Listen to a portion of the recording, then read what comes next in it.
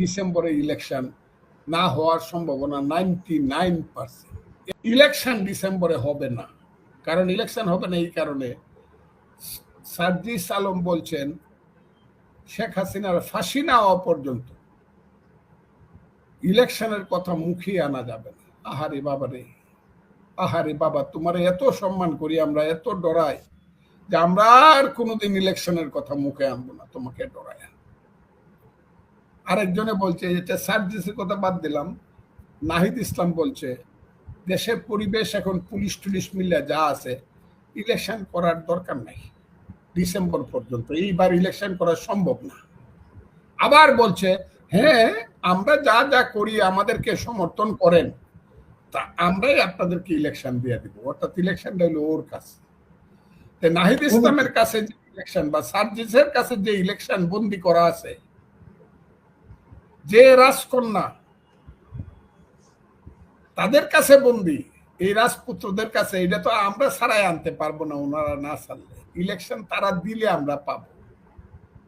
এই ইলেকশন ডিসেম্বরে হবে বলে আমার মনে হয় না। আরেকজন আছে বাংলাদেশের ফুলবাগানের ফুলপরি, ওনার নাম হইল, আমি নাইবা বললাম, উনি পরিবেশ মন্ত্রী। উনি বলছে না 26 জুনে ইলেকশন হয়ে যাবে, উনি আবার এটা আশ্বাস দিছে আমাদেরকে। কাজে আমি বুঝি ইলেকশন নিয়ে যা শুরু হয়েছে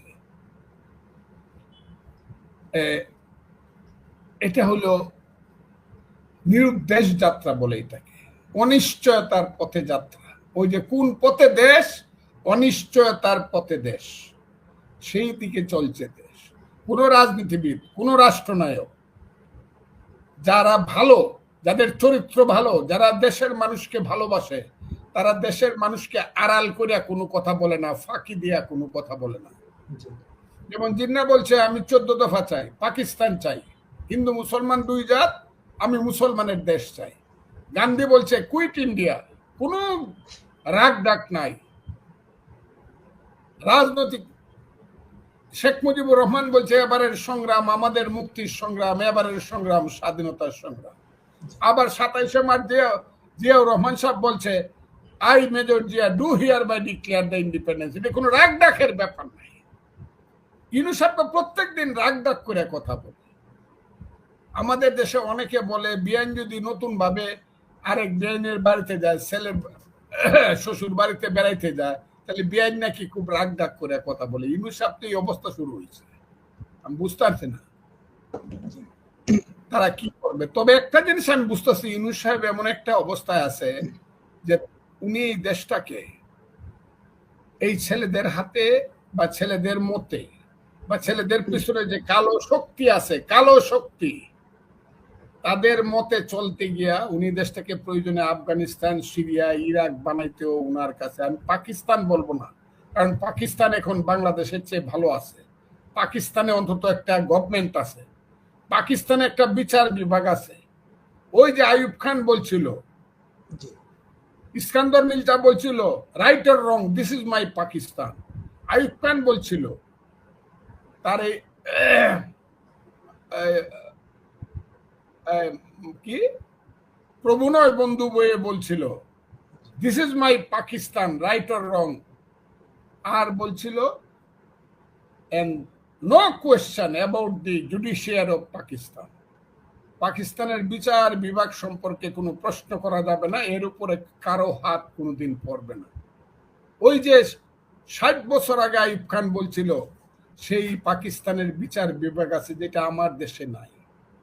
আমি বলতে পারি না right or wrong this is মাই বাংলাদেশ, এই কথাটা বলতে পারি না, কারণ আমার বাংলাদেশের রং কি, কি রঙের বাংলাদেশ সেটা আমি জানি না। এটা কি লাল সবুজের বাংলাদেশ নাকি চাঁদতারার বাংলাদেশ, এখন আর আমি বুঝি না। কিন্তু কি চাঁদতারার বাংলাদেশ না লাল সবুজের বাংলা, এখন আর আমি বুঝি না। বলতে পারি না দিস ইজ মাই বাংলাদেশ। 1 2 হলো জুডিশিয়ারি গণ, আর যে দেশে জুডিশিয়ারি চলে যায়, বিচার বিভাগ যে চলে যায়, মানুষ যখন গ্রামে একটা গঞ্জে মানুষ বিপদে পড়ে, কোনো যখন মানুষের আশ্রয় থাকে না, চোখের পানি ফেলে বলে আল্লাহ তুমি আসো আর তোমার বিচার বিভাগ আছে, আমি আইনে যাব। সে আইন যখন ধ্বংস হয়ে যায় একটা দেশে, এই আইনটা বাংলাদেশে ধ্বংস হয়ে গেছে। আর ধ্বংস হয়ে যাওয়ার কারণে বাংলাদেশ কোথায় যাবে আমি জানি না ভাই, বাংলাদেশ কোথায় যাবে। কারণ প্রতিদিন শুনতাছি বাংলাদেশে শরিয়া আইন হবে, প্রতিদিন শুনতাছি বাংলাদেশে এইভাবে ওইভাবে চলবে। তারা মুখে বলে একরকম, আবার গোপনে দেখি বলে কিসের ইলেকশন। ইলেকশন তো ইসলাম সমর্থন করে না, গণতন্ত্র তো ইসলাম সমর্থন করে না। ইসলাম তো গণতন্ত্রকে, কিসের গণতন্ত্র? মুখে বলে গণতন্ত্রের কথা, আর ভিতরে ভিতরে তারা সেই দিকে প্রস্তুত হচ্ছে অনির্দিষ্টকালের, অনন্তকালের জন্য জোর করে ক্ষমতায় থাইকা লুটপাট করবে, মানুষের হাত কাটবে, পাও কাটবে, মানুষকে অন্ধ করবে, জেলখানায় রাখবে, আফগানিস্তানের মতো দম বন্ধ করা অবস্থানে রাইখা, সিরিয়ার মতো অবস্থানে রাইখা তারপরে বলবে এটা আমরা ইসলামিক শাসন দিলাম, কারণ তারাই তো হবে এই দেশের মালিক। আমি জানি না সেই দিকে যায় কিনা দেশ। তার মানে নির্বাচন আপনি দেখছেন না। এই যে সার্জিস হাসনাত নাহিদরা যে বলেন নির্বাচন হবে না শেখ হাসিনার ফাঁসি না হওয়া পর্যন্ত, যে আদালতে তারা ফাঁসি দাবি করছেন, সেই আদালতে 2013 সালে 71-এর যুদ্ধাপরাধীদের বিচার হয়েছিল, অনেকে ফাঁসি হয়েছিল, যাবজ্জীবন হয়েছিল। সেই আদালতের বিচারকে তারা, তখনকার আদালতের বিচারকে বলছেন তারা এটা মানে বিচারিক হত্যাকাণ্ড, এইটা সুবিচার হয় নাই এই আদালতে। তো সেই আদালতেই তো আবার তারা শেখ হাসিনার ফাঁসি চাচ্ছেন, তো এটা তো সুবিচার হবে না, এমন প্রশ্ন তো উঠেছে।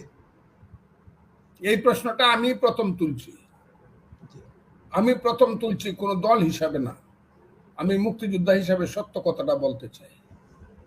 যাকে বলা করা হয়েছে এখানে, যে যাকে দায়িত্ব দেওয়া হয়েছে, জনাব তাজুল ইসলাম, কি বলে তাকে, চিফ প্রসিকিউটর, উনি কিন্তু ওইটা যখন যুদ্ধ অপরাধী ট্রাইব্যুনাল ছিল, তখন কিন্তু যুদ্ধ অপরাধীদের পক্ষে উনি প্রসিকিউটর ছিলেন, উনিও ছিলেন ডিফেন্সের ছিলেন, উনি লয়ার ছিলেন। এটা নৈতিকভাবেই একদম স্বতঃসিদ্ধ যে উনি এই কোর্টের আর প্রসিকিউটর হইতে পারে না, এই কোর্টের নাম যদি এই থাকে। এক, 2 নম্বর হলো যুদ্ধ অপরাধীদের বিচার আন্তর্জাতিক, এই কথাটাই 5ই আগস্টের সাথে সামঞ্জস্যপূর্ণ নয়।